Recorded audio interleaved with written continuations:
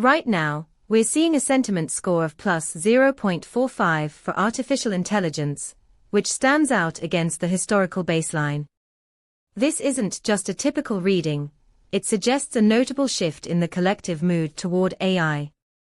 With a momentum of 0, it's clear that while excitement is building, the pace of change is steady, indicating potential for a sustained trend rather than a fleeting spike.